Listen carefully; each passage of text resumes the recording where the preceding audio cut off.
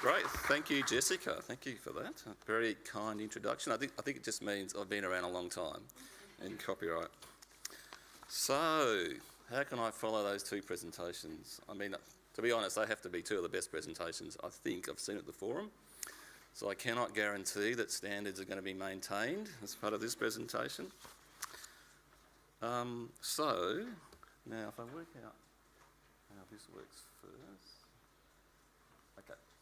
So I've only got really one slide of significance, but we'll get to that shortly, if you can bear with me. I know we're running behind time, so I'll try and gallop through some of my presentation.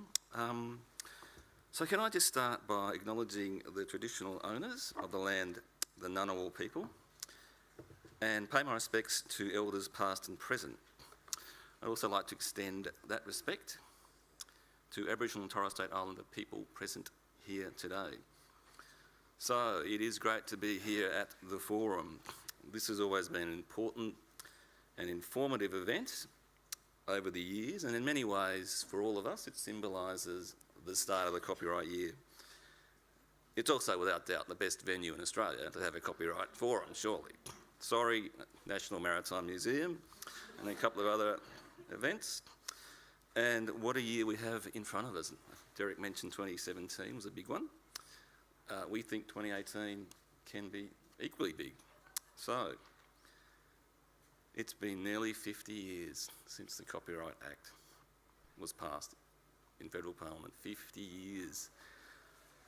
For some of us, many people in this audience, it feels like we've been working on this thing for like 100 years. So, the 50-year mark is obviously very significant. As many of you would know, the passage of that 1968 Act was many, many years in the making. If we think about Spicer, I think 1959, and the years it took to get from that to the actual Act, there was a lot of water under the bridge. Those who went before us understood the complexity of copyright and the importance of getting the balance right. Our challenge today is similar to theirs half a century ago, but it is further compounded by a fast-growing digital economy and rapid changes in technology. We've heard a bit about that already this morning. Today, right across the globe, copyright legislators have their work cut out for them. How do you ensure the copyright framework is fit for purpose, fair and effective in such a fast-moving digital environment? But let me step back a moment. Let's talk about what we do know. The fundamental purpose of copyright remains unchanged: to ensure those who take on the risks of creation are appropriately recognised and rewarded for their abilities and efforts. It is also important to strike the balance between providing creators with reasonable incentives while also encouraging competition and advancing broader public access to ideas, to learning, to innovation and culture in an increasingly digital world. So as a representative of the Department of Communications and the Arts, I want to take this opportunity to acknowledge the ADA's ongoing work in this space, and also want to reiterate that the government recognises the value of a consultative and collaborative approach when it comes to important policy reform like this.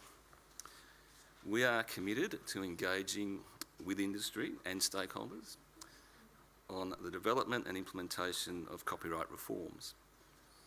Our recent collaborative efforts include the Disability Access and Other Measures Bill, Act, I should say, the copyright regulations and the Safe Harbour Scheme. These things I'll be talking about in a bit more detail later on. The government also understands the importance of getting the policy-making settings right to ensure any structural reforms are beneficial and long-lasting. Of course, as with any policy, there are multiple points of view and some degree of compromise will inevitably be required. That said, I think we're all on the same page when it comes to the basic starting point, the need to ensure that Australia's copyright laws are operating effectively in the digital era. So let's start there. And let me talk about policy direction and what we're aiming for. So there's no question the 1968 Act is showing its age. and we need to think about developing a new and modern version. I know that many in this audience argue strongly that the Act is highly technical, dense, overly long, and unnecessarily prescriptive in places. Much of that I would agree with. Added to that, the piecemeal but necessary changes that have been made to date, which have resulted in a complex patchwork of provisions that are challenging to understand, difficult in some other ways. The government's stated vision is to work collaboratively with key parties to develop reforms that are simple, fair, adaptable and balanced. We need to simplify and streamline provisions in any new legislation. We need to ensure new legislation is fair and maintains a level playing field that does not disadvantage local creators, innovators and consumers. And we obviously also need legislation that complies with Australia's obligations under the international conventions and treaties and is consistent with world's best practice. No simple task when you consider that digital works are used by millions of people in hundreds of countries, each with their own laws and customs. And importantly, we need new legislation, or any new legislation, to be adaptable and flexible, and some of those themes have been discussed this morning. Digital technology and the internet have profoundly changed the ways in which copyrighted content can be created, disseminated and consumed. As the world becomes increasingly digitised, content can be more easily created, distributed to and consumed by larger audiences in ways not foreshadowed in the analogue world. Today, for example, information in electronic formats can be made accessible using technologies like text-to-speech and refreshable braille display. These emerging assistive technologies have the potential to dramatically improve the lives of those with reading difficulties who stand to be further helped by the measures in their Disability Access and Other Measures Act. The current Act is also challenged by new consumer practices that have developed alongside the technical ease by which content can now be copied, reused and redistributed. In the past, users of copyright material often only triggered a single right under copyright law. Now, making content available digitally involves exercising multiple overlapping rights, including rights to reproduce, communicate, and make available to the public. Which brings me to the last of the four tenets. We've got simple, fair, adaptable. The fourth is balance. We need to be able to provide adequate protections for creators and owners and encourage creative endeavour. That should be a given. However, in an increasingly digital world, we also need to ensure the system is flexible and agile and that it works well for all who are using it, creators, consumers, innovators, scholars and citizens alike. This is without a doubt a challenging balancing act. It starts with recognition of the value of creation as a major driver of the Australian economy, education and culture. Add to that the need to reward the efforts of our creators and innovators, the need for consumers to have reasonable access to copyright material, and the need to encourage competition and further innovation. All of us in this room know that Australian art, music, literature, film and TV all contribute to the fabric of our society, and that a robust but flexible copyright framework is central to the ongoing success of these industries.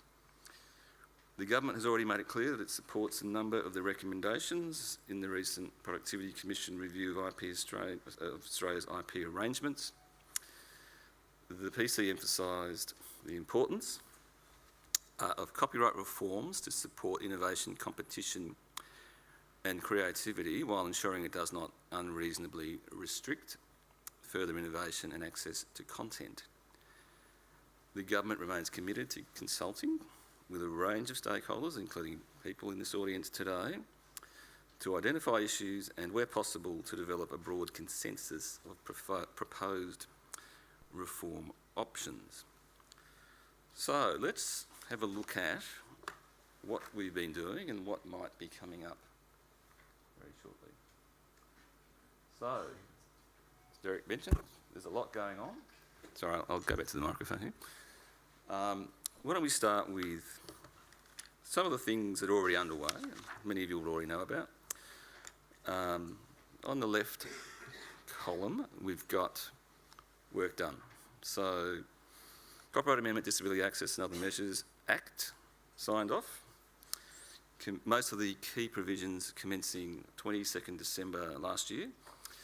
And this is a really significant step, I think, towards modernising Australia's copyright laws.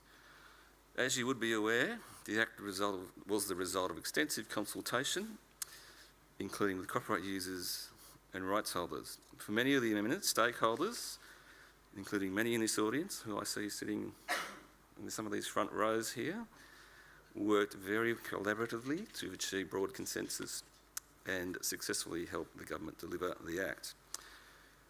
The DAOM Act is designed to streamline and simplify the copyright framework for the disability, education, library and archive sectors. So one of the aims of the Act is to significantly improve access to copyright materials for people with a vision, hearing or intellectual disability, ensuring they can enjoy content across other mediums.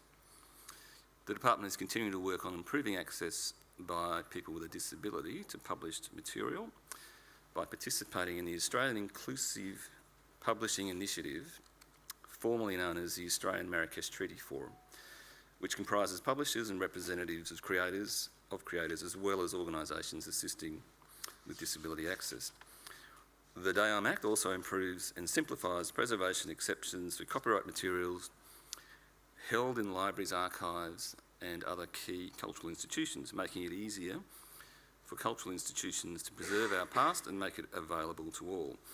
And with the consolidation and modernisation of educational statutory licences, educators, we hope, are set to benefit by being able to more effectively strike agreements with collecting societies to use copyright materials in the digital education environment.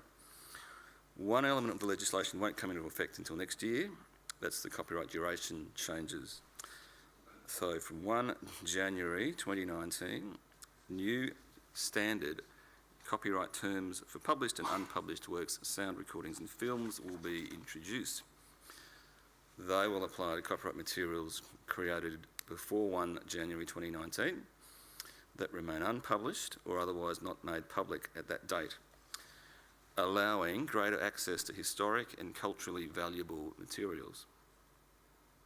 So, old unpublished copyright material that is published before 1 January next year will maintain copyright protection. If you'd like to find out more, and because this is a very complex measure in the bill, there's a fact sheet on our website. We also have a couple of people in the audience from the department who are experts in, well, I think we have one person actually who's an expert in this area, and if anyone has any questions about that issue, we're happy to assist.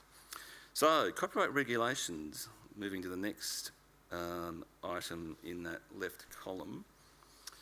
So 22nd December last year also marked the start of the new Copyright Regulations 2017, other than updated provisions relating to TPM exceptions, which are due, technological protection measures exceptions, which are due to commence on 1 April this year. The new regulations replace the former Copyright Regulations 1969 and Copyright Tribunal Procedure Regulations 1969, which were due to sunset on 1 April this year. The new regulations have been updated and modernised to make sure that they're fit for purpose in the digital age. And so in short, they incorporate modern language, red tape reduction and simplified practices. Next item on the list, safe harbour reforms. As you'll all be aware, much attention has been given to this issue over the past decade. I can see some warriors in the audience there who've been involved with some of those consultations. Following further consultations by the department in May last year, the government decided to take an incremental approach and initially extend the existing scheme to certain sectors that provide beneficial services to the Australian community. So to this end, the Copyright Amendment Service Providers Bill was introduced into the Senate on 6 December last year, and as I think everyone in this audience knows, has been referred to the Senate Environment and Communications Legislation Committee. So, in brief, the bill amends the Act to extend the operation of the scheme beyond traditional carriage service providers to a broader range of service providers, including educational institutions, libraries, archives, key cultural institutions and organisations assisting persons with a disability. Under this scheme, the scope of legal remedies available against these sectors for copyright infringements that take place through their systems or networks would be limited when they comply with the conditions of the scheme. Legislation stands to benefit rights holders as well. The formal notice and takedown system would apply to this broader range of service providers, providing rights holders with an additional non-judicial avenue to expeditiously remove infringing material online. Going by the number of submissions on the committee's website, I know that there is quite strong interest in this bill, and the government will obviously carefully consider the recommendations of the report when it's released. I think the date for reporting is like 19th of March. So moving to the, again in that right column, work in the pipeline, the Collecting Society's Code of Conduct review. So, as many of you know, in August last year, the government announced a review of that Code of Conduct, and this is again in response to the Productivity Commission's recommendation on that issue. As most of you know, the Voluntary Code was introduced in 2002 to regulate the behaviour of Australia's collecting societies and provide protections for both members and licensees. The Department's Bureau of Communications and Arts Research, which is separate from the area that I work in, which is at arm's length from our copyright and law and policy section, is leading the review and is examining the extent to which the code represents best practice, contains sufficient monitoring and review mechanisms, and will remain fit for purpose into the future. It has been more than 15 years since the code was introduced, and advances in technology, including the digitisation of content, have enabled new ways to monitor the use of copyright materials and for collecting societies to distribute information to their members, licensees and the public. So the Bureau is exploring potential areas for updating the code to improve overall confidence in the collective administration of copyright in Australia, including through improvements in areas of transparency, accountability and governance. So a draft report will be released soon, which outlines draft recommendations to strengthening the code, including through improvements in collecting societies' transparency and to governance arrangements for reviewing the code. So keep a lookout for that draft report. Stakeholders will have an opportunity to provide written submissions. Stakeholder feedback will inform a final report to government in 2018. So let's look at the work in the pipeline column at the bottom there.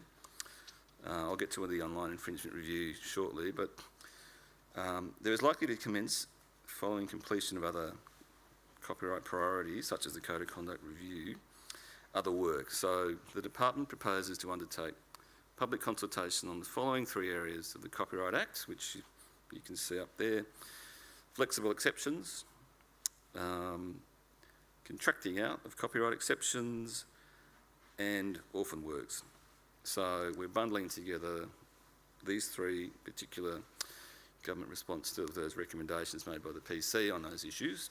And the aim of this consultation will be to consider the complexities of possible draft amendments to the Copyright Act. For example, if you implemented a particular approach to flexible exceptions, how would you do it? And to gather more detailed information of the regulatory impact of any changes. Following the public consultation process, the department will report back to the Minister with possible reform options, and then the government will consider those. So at this stage, I don't have a set time frame on that review. But again, the government committed to doing it in early 2018. It's early 2018 now, so keep an eye out in the next month or so on our website, social media accounts for updates on that one. And just briefly on the online infringement review, so this is of course section 115A of the Copyright Act. That took effect in June 2015. So this review has been delayed pending the outcome of the initial suite of website blocking cases and consideration of the Productivity Commission's recent inquiry, obviously. And so the website blocking provisions are intended to disrupt large-scale online copyright infringement via websites that operate outside of Australia.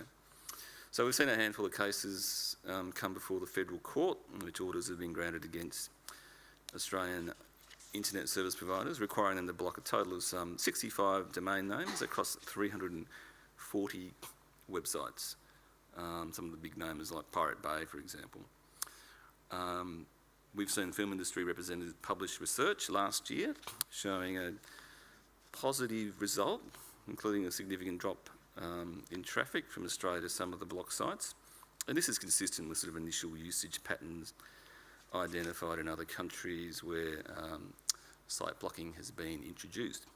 So this is encouraging, but we're also interested in the extent to which proxy mirror sites are sort of reappearing, whether users are bypassing these blocks and the extent to which that's happening, how the court proceedings are running, are they running smoothly? So the timing for this review yet to be finalised, although we hope to be able to release something on this in the coming weeks, because this review is overdue and we now have at least an evidence base or a body of information that we can look at. So, and that'll be a separate review from the modernisation review. So I encourage everyone here with an interest in that to participate.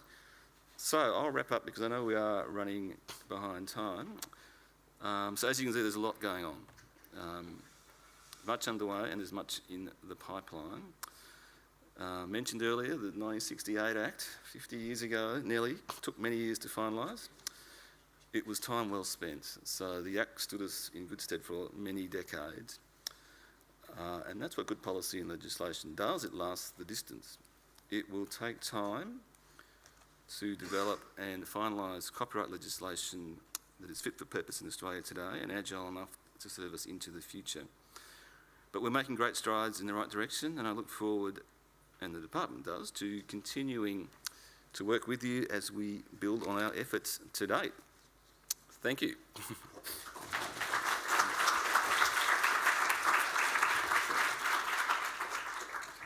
So it was really great for me to hear the 4 tenets that you talked about, and also the timeline. It's very useful for me to know that, of course, particularly. But does anybody else have any particular questions they'd like to ask Sam about what's coming? Don't worry. Oh, no, there's one over here. Oh, there you go. Kia ora, James from Internet New Zealand. Just picking up on the theme from the earlier talks. So we have some exciting changes, and I'd be keen to see some of these reflected upon in my own jurisdiction. What's not there is the idea of a purpose or principles that would guide judicial or cultural approach throughout the framework, and that might be one way of approaching simplification. Is there going to be any scope or holder for a move in that direction? Are you sort of talking more broader simplification of the Act, or...? Well, I think both your legislation and ours is very strange in that it starts with definitions and then applying them rather than the purpose of this piece of law is, or principles for guiding the use of this law are.